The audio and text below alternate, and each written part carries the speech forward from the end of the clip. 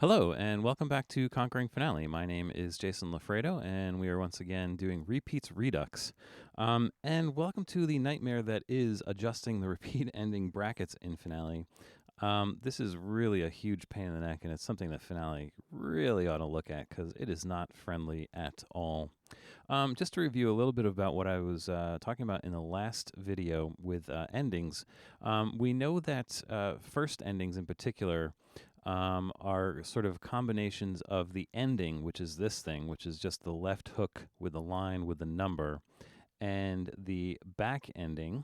If I can create one here, oops, back ending, which is simply the repeat bar line with the line with the hook, right? There's two horizontal lines, and when you create a second ending or first ending rather, sorry, with the backward repeat bar, you're essentially making you're putting both of these things sort of on top of each other at the same time. This is allowing the number with the repeat bar line, etc. And believe it or not, it is true that these two horizontal lines are overlapping. It doesn't look like it, but they are actually overlapping, which causes some consternation when you're dealing with adjusting these brackets. Now, of course, a normal second ending, if I were to just get rid of this, delete all this stuff, and just create a normal first and second ending, this second ending, of course, is just the ending part of it. And actually, when you do a first and second ending like this, of course, what you're doing, there's actually three different things here. There's the back ending with the backwards repeat bar, the ending with the number, and then the ending with the number. So this is actually three different repeat elements in Finale. So that's what's going on. So let's talk about adjusting these things, because as you can see, there's a lot of handles. And in fact, with a combined ending like this with the backwards repeat, there are actually 7 handles here. And 4 of them belong to the ending with the number, and 3 of them belong to the back ending. And when you have a combined situation, you will see all 7 of them in one place, which is, granted, it's very confusing because if you look at how I laid this out graphically for you to kind of help you understand this, I've labeled the ending with these 4 handles as A, B, C, and D, and the back ending as E, F, and G. In the combined situation, what you get is A, B, E, which is part of the back ending, C and D, which is part of the ending, F, which is part of the back ending, and G, which is also part of the back ending. So you can see how these handles are all jumbled up in the combined ending here, which is just sort of annoying. This is kind of critical to understand because any of these handles, first of all, can be right-clicked to bring up the contextual menu, but it's important to understand that what you're about to adjust is whatever piece of the ending that you've clicked on. So if you click on the B handle over here, it's important to understand that you're about to edit the ending, but not the back ending. And if you click on the E handle, you'll get options for the back ending. And actually, you can see something different here with the E. I right-clicked on the E, and I got the Edit Repeat Assignment option here. If I right-click on the B, I get the Edit Ending option here, right? So it's 2 different things. And actually, if we go to the Edit Ending, we'll get this dialog box, which is editing the ending with the number and everything. And if we right-click E and choose Edit Repeat Assignment, this is the dialog box that's dealing with the backwards repeat bar line and all that stuff. So again, it just gets a little bit confusing because depending on which handle you right-click, you will get a different contextual menu for a different piece of this combined ending. And I should point out, when you right-click here, all of these options, edit ending, allow individual edits, align, reset bracket, show, unlink, relink, all of these options here, and delete as well, apply to everything in the ending, all the handles all at once. So you can't, for example, unlink one part of the handle or something with a thing. It's just all or nothing. So if I choose unlink, everything turns orange, not just the number in that case. So it is sort of important to understand that. Same thing with the back ending. Every single one of these handles deals with the same thing. So let's get into actually adjusting these handles, because all of these handles will control different aspects of where these lines and the number are placed, right? With the exception of this G handle here, which is all the way at the bottom right of the back ending, There's no adjustments that can be made here. This is just indicating that we can access the information for the backwards repeat bar line. In fact, this handle will appear with a normal backwards repeat bar line if there was no back ending to it as well. So really the only usefulness of this is to right-click and choose the Edit Repeat Assignment. Otherwise, it doesn't really do much. But let's look at the other handles. And as I mentioned, the ending will have 4 different handles, A, B, C, and D. The back ending will have E and F only. And let's see what these handles do, starting with the A handle, which is at the bottom of the hook. And this handle will adjust where the end of the hook is, but also it will extend or unextend the length of the hook on this side.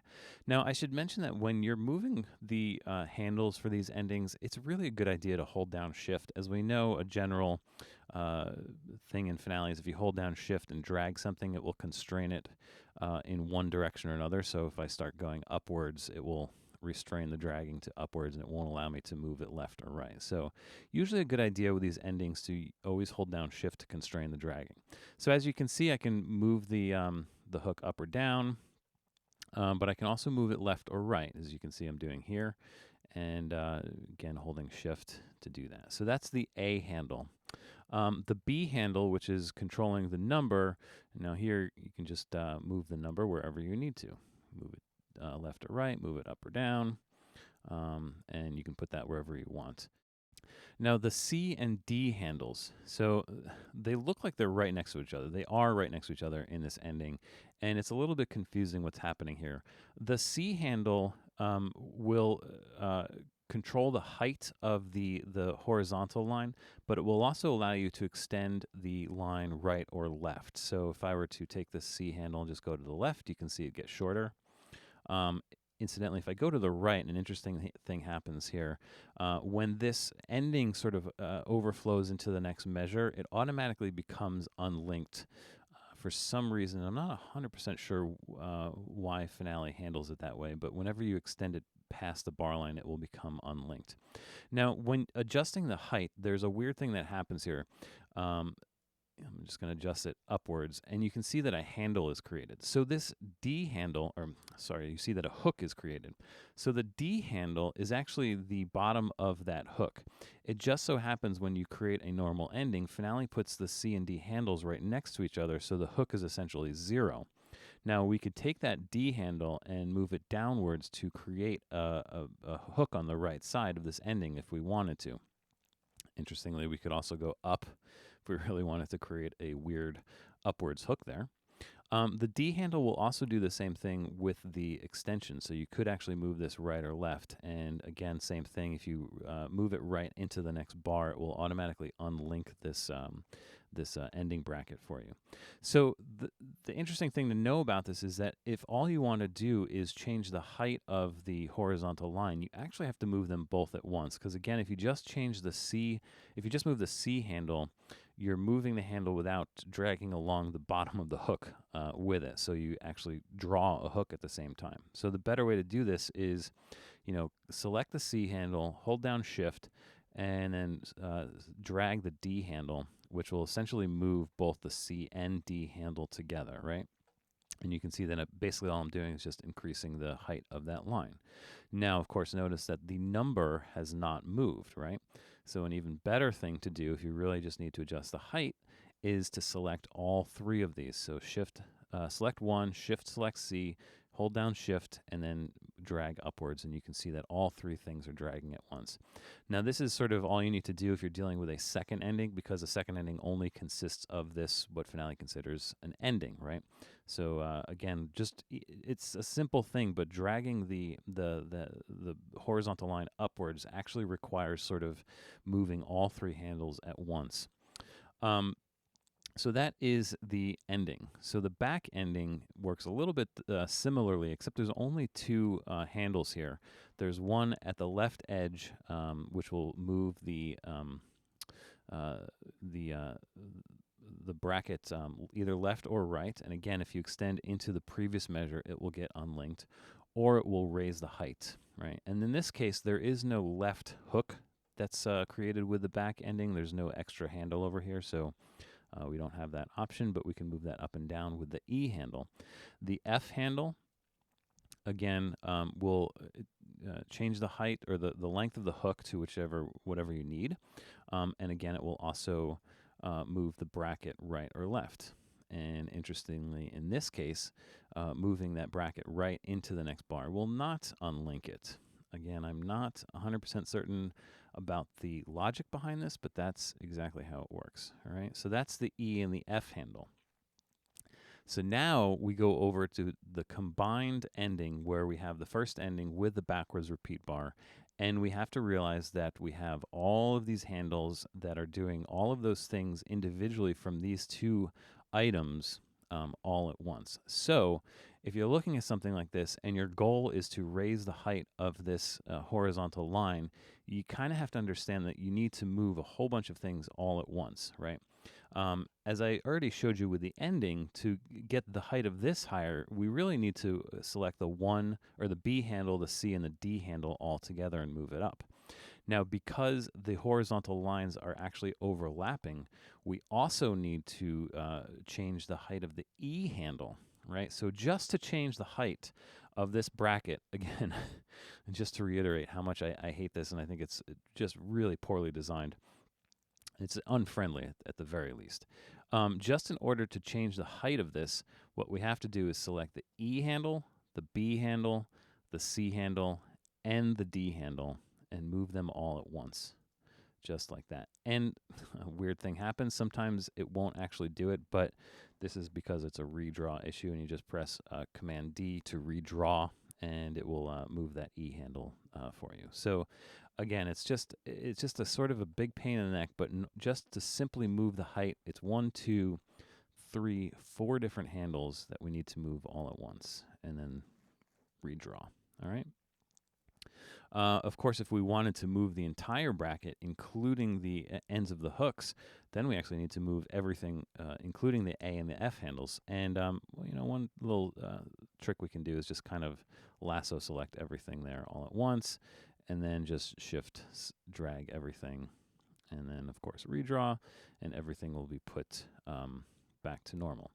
Now, again, I mentioned we do have this option in the contextual menu to reset the bracket position, and this reset option is individual for the ending and the back ending. So if I were to reset the E handle here,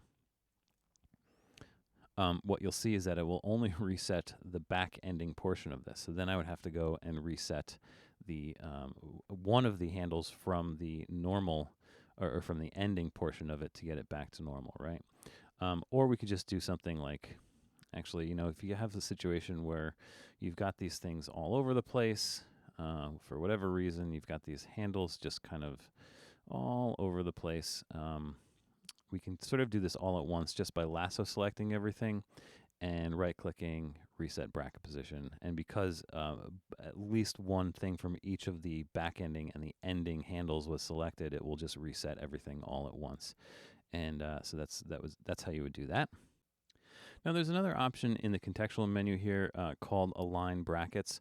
And what that will do is it will align the brackets if they get a little off. And it can be handy, but there's a little bit of a caveat to it.